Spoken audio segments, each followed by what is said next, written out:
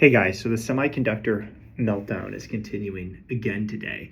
I see SanDisk right now is down 6%. It's July 29th at 10:15 Central Standard Time. Micron is down 4.5%. And so even Intel, 3.5%, AMD minus 4.5%. So these are big semi names. They keep being hit day after day.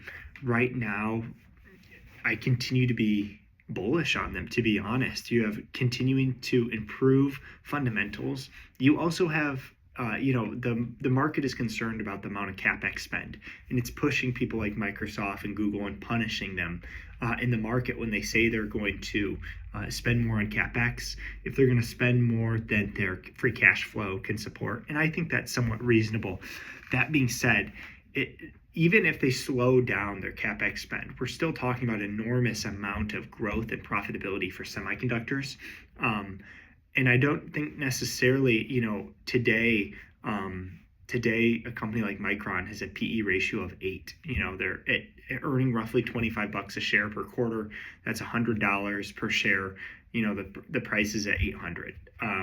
So that is not expensive at all. You see similar valuation metrics from, SanDisk, and these companies are growing. Micron's growing their year-over-year revenue growth at 350%. So when you see a PE ratio of 8, that's like the market is saying they think the revenue growth and the margins are going to go backwards, so that it's going to shrink.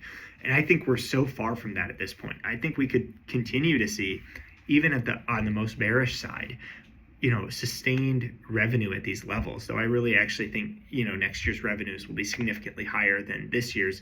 Even if you sustain with no growth these levels and levels of profitability, it has a PE ratio of 8. So they're going to be able to conduct enormous buybacks, buying back huge portions of the shares outstanding, and large dividends, because they're just going to be really profitable, in my opinion. So I'm not too worried about this sell-off. I focus on the fundamentals, and right now there's nothing fundamentally or with the CAPEX announcements that should drive this fear in the market. I believe that everybody was maxed in on semis.